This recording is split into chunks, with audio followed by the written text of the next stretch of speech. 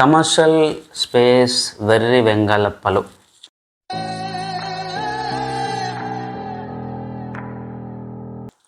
Commercial స్పేస్లో ఒక అద్భుతమైన వెర్రి వెంగళప్ప కేస్ స్టడీ నేను చెప్తా. బాగా బలిసిన ఫ్యామిలీ.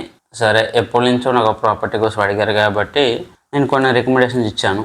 లేదు మాకు మంచి ప్రాపర్టీ కావాలి, రెడీ టు మూవ్ ఉన్న కమర్షియల్ స్పేస్ కావాలంటే రెడీ టు మూవ్ ఉన్న కమర్షియల్ స్పేస్ చూపించాము.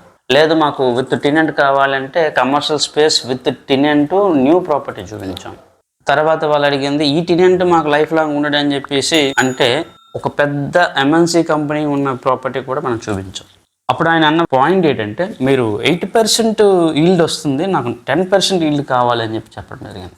9% వరకు నేను ప్రాఫిట్ వచ్చే ప్రోడక్ట్ చూపించాను. మీరు 9% ఈల్డ్ వచ్చే ప్రోడక్ట్ చూపించారు, క్యాపిటల్ ఎప్రిసియేషన్ జరగట్లేదు అని చెప్పి పాయింట్ చెప్పాడు. యాక్చువల్లీ కమర్షియల్ రియల్ ఎస్టేట్లో నేను చెప్పే మొట్టమొదటి పాయింట్ ఎప్పుడు కూడా క్యాపిటల్ ఎప్రిసియేషన్ ఈల్డ్ ఉన్న ప్రోడక్ట్లో ఇన్వెస్ట్మెంట్ చేయండి, లేదంటే ల్యాండ్లో ఇన్వెస్ట్మెంట్ చేయండి అని చెప్తా. ల్యాండ్లో ఎప్రిసియేషన్ వస్తుందని చెప్తే దాంట్లో ఇన్వెస్ట్మెంట్ చేయడు. ఇక్కడ కమర్షియల్ స్పేస్కి వస్తే ప్రతి లెవెల్లో ఒక రిజెక్షన్ పాయింట్ అనమాట. మీ అందరికీ ఆశ్చర్యపోవాల్సిన ఒక పాయింట్ ఏంటంటే చివరికి ఇన్వెస్టర్స్ ఒక పెద్ద ప్రాజెక్ట్లో అపార్ట్మెంట్ కొనుక్కున్నాడు. వీడెంత వెరవెంగలప్ అయితే ఒక అపార్ట్మెంట్లో ఈల్డ్ ఎంత వస్తుంది? 5 yearsలో 10 yearsలో 20 yearsలో అపార్ట్మెంట్ ఈల్డ్ ఎంత? కమర్షియల్ స్పేస్ యొక్క ఈల్డ్ ఎంత? కమర్షియల్ స్పేస్ ఈల్డ్కి ల్యాండ్కి ఉన్న ఈల్డ్ ఎంత? ఇవన్నీ పక్కన పెట్టండి. ఒక ఇంట్రెస్ట్ లేనప్పుడు వేరే వాళ్ళ యొక్క టైంని తీసుకోవడం అనేది కరెక్ట్ కాదు. కమర్షియల్ స్పేస్ వెర్రి వెంగళప్పలు పార్ట్ 2. నేను కమర్షియల్ స్పేస్లో చాలా అడ్వాన్స్డ్గా అనాలిసిస్ చేస్తాను, బెస్ట్ డీల్స్ ఇస్తానని చెప్పి మార్కెట్లో నాకు బ్రాండ్ వాల్యూ అయితే ఉంది.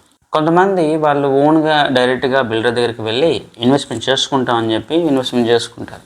Okay, fine. అలాంటి ఇన్వెస్టర్స్లో నేను చూసిన ఒక కేస్ స్టడీ, ఆయన డైరెక్ట్గా బిల్డర్ దగ్గరికి వెళ్ళి ఒక 10,000 square feet అనేది తీసుకున్నాడు. ఆ ప్రాజెక్టు 3-4 years తర్వాత స్టార్ట్ అయ్యింది.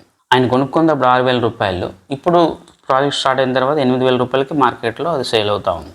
దాన్ని వచ్చి నా దగ్గర పట్టుకుని వచ్చి నువ్వు దీన్ని 10,000 రూపాయలకి per square feet చొప్పున అమ్మేసేదని చెప్పి చెప్పాడు. మీరు ఇన్వెస్ట్మెంట్ చేసింది నా ద్వారా కాదు, మీరు చెప్తున్న ప్రైస్ మార్కెట్ కన్నా ఎక్కువ, నేనైతే డీల్ చేయను అని చెప్పేసాను.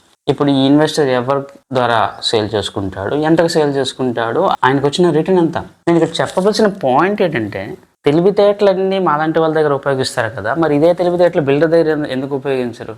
ఇప్పుడు మీరు నా దగ్గర ఇన్వెస్ట్మెంట్ చేసి 3-4 years డిలే అయిపోతే మీరు ఎంత నెగిటివిటీ చేస్తారు, ఎంత నెగిటివ్గా మాట్లాడతారు. అదే మీరు బిల్డర్ దగ్గర డైరెక్ట్ ఇన్వెస్ట్మెంట్ చేశారు కాబట్టి సైలెంట్గా ఉన్నారు, మీ మటుకు మీరు అమ్ముకోవాలని ట్రై చేస్తూ ఉన్నారు. అదే మేము చెప్పామనుకోండి, ఆ మాట నమ్మడానికి మీకు చాలా చాలా చాలా కష్టాలు అనమాట.